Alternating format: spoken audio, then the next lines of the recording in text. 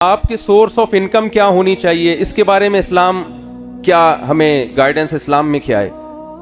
کمانے کے 20 طریقے ہیں۔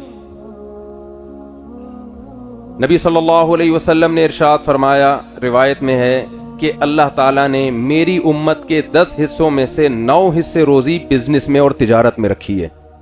اسلام ملازمت کو اپریشیٹ نہیں کرتا، اسلام اپریشیٹ کرتا ہے تجارت کو۔ قرآن مجید میں جہاں بھی اللہ نے رزق کو اپنی نعمت کے طور پہ بیان کیا ہے تو تجارت کا تذکرہ کیا ہے۔ کئی آیتیں ہیں، میں چند آیتیں ایک مثال کے طور پر آپ کے سامنے پیش کرتا ہوں۔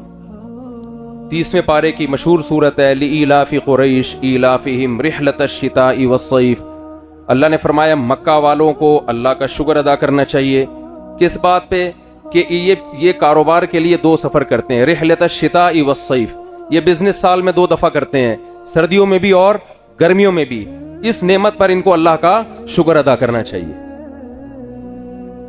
سورہ مزمل آپ نے پڑھی ہوگی، اسلام میں جو شروع میں جو صورتیں نازل ہوئی ہیں ان میں سے ایک سورہ مزمل ہے۔ آج کل رشتوں میں رکاوٹ کے لیے سورہ مزمل پڑھی جاتی ہے، حالانکہ اس میں کوئی شادی وادی کا تذکرہ ہی نہیں ہے۔ اس میں جو کرنے کے کام ہے وہ تہجد ہے، جہاد ہے، اور تیسرے نمبر پہ بزنس ہے، تجارت ہے۔ وآخرون یضربون فی الارض، صحابہ کرام پوری رات تہجد پڑھا کرتے تھے۔ اللہ نے فرمایا پوری رات تہجد مت پڑھو، کیوں؟ تمہیں دن میں تجارت بھی کرنی ہے۔ یضربون فی الارض، مضاربہ کسے کہتے ہیں؟ ایک آدمی کا پیسہ ہو، دوسرے کی محنت ہو، اور پروفٹ کو دونوں پرسنٹیج کے حساب سے شیئر کریں۔ پورا رکوع اللہ نے سورہ مزمل کا اس مضاربت پہ نازل کیا ہے۔ اسی سورہ مزمل کی بیس پہ حضرت عمر رضی اللہ تعالی عنہ کا قول ہے، ما من عمل احب الی ان یکون فیہ اجلی بعد الجہاد فی سبیل اللہ الا ان تکون فی تجارت ابیع و اشتری۔ فرماتے ہیں میں چاہتا ہوں اگر میری ہر شخص نے مرنا ہے، کس کنڈیشن میں، کس حالت میں ہماری موت ہو، ہم میں ہر شخص چاہتا ہے کہ اچھی حالت میں موت آئے۔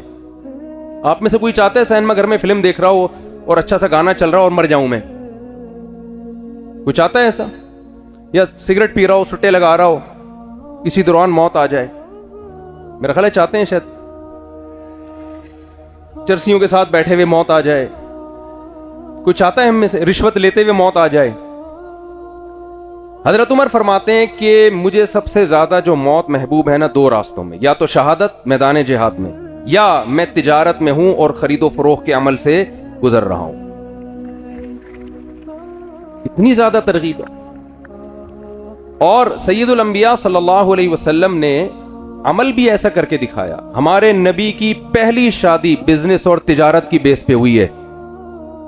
حضرت خدیجہ رضی اللہ تعالی عنہا آپ صلی اللہ علیہ وسلم سے عمر میں 15 سال بڑی تھیں۔ آپ کے پاس پیسہ تھا انویسٹمنٹ کے لیے، آپ کو کوئی ایماندار، صادق اور امین شخص چاہیے تھا۔